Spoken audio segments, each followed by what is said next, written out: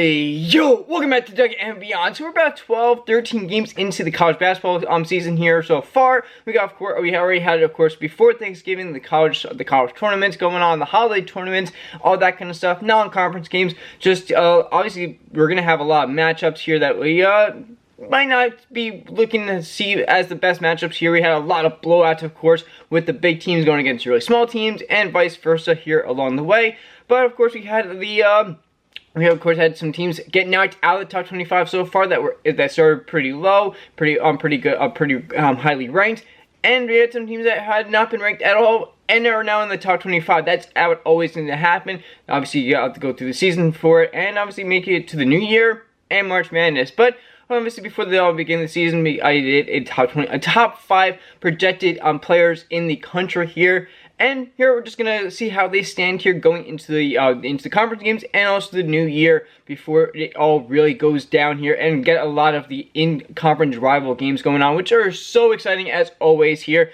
But we're starting here with AJ Dybinska, the freshman at BYU. And yeah, we're starting off pretty strong here as he's definitely been doing what he is expected to be doing at this point. Right now the BYU is 3rd in the Big 12 at 12-1. Dybinska is coming out with averaging right now about 23 points, 7.2 rebounds, and 3.8 assists in this one for BYU. And again, doing really well. He's sitting out on a good team as well. Really not doing a lot. He's definitely distributing and being the player we know he can be. Then we're going to the Twins here, Cameron and Caden. It's a little crazy here, as we of course know Cameron is the bigger brother. He's the center forward, all that kind of stuff, and he's one of the starters. But on the flip side, we have Caden, who again he had an amazing career in high school with his brother Cameron. They both came off as starters here.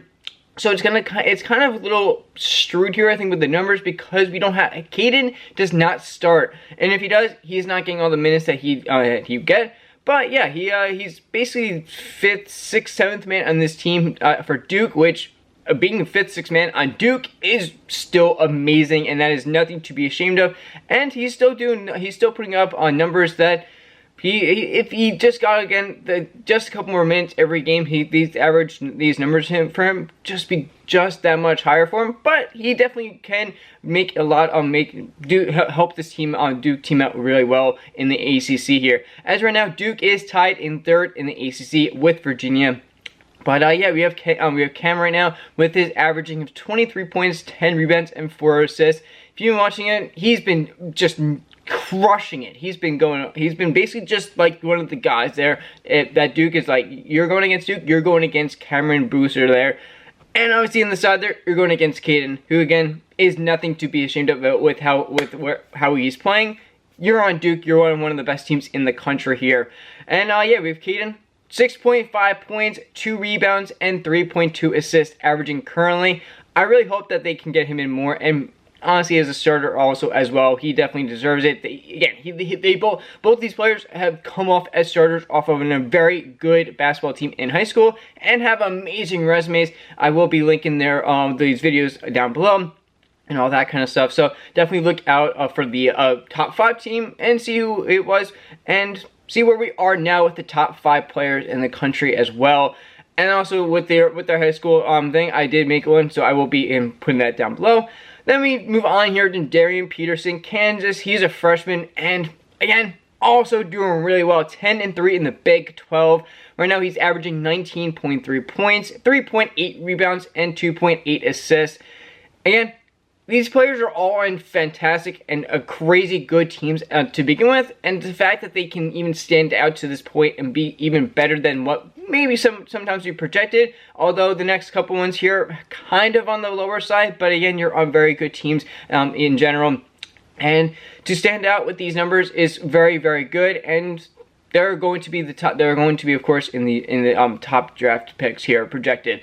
Yeah, so Darian Peterson doing really well there for Kansas and definitely helping his team. Big 12 and ACC are dominating teams right now especially in college, not in the basketball part. In other sports, you have a little bit of a different situation here, but these two conferences are amazing with their teams right now and doing great, really, really good. Next, we have Yaxel Lendenborg of Michigan. He's a grad student. He actually did do a lot of transferring here before he got here. But yeah, right now, Michigan is number 2 ranked in the country at 12-0. And again, when you're number 2, this is actually pretty decent numbers here for a guy. It is a little bit lower than the previous names I just mentioned, but we got him still doing really well. 15.7 points with 7.2 rebounds and 3.6 assists here, averaging on the season currently. I really hope that they have him get him more and really just kind of spurt up. If he can just average about another 1.5 to 2 points, I think he'll really be having his name just be skyrocketing everywhere and just be more well known, and projected draft pick will maybe rise here a little bit for him. Then we move on here to Braden Smith. This one, it might be the most surprising one of all of them, although granted, Purdue, again, very good team. 12-1, 4th in the Big Ten as of right now as a senior.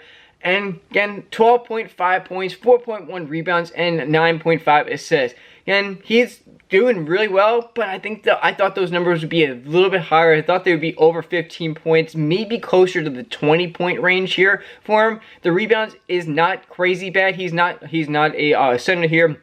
So that's actually not that bad. On the rebounds, that is slightly higher and probably about average of what I thought that would be. Maybe about the 5 rebound average point range. But 4.1, not terrible. And these assists are definitely holding him up here, as he's a very good distributor and facilitator for the playmaking of this team.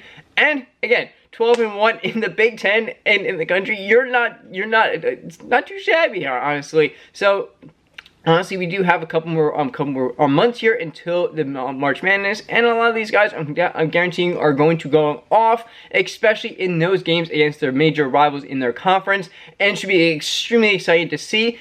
And how many of these top 5 projected players of the season are going to actually get drafted, and how high? So it's be really interesting to see what happens the next couple of months here.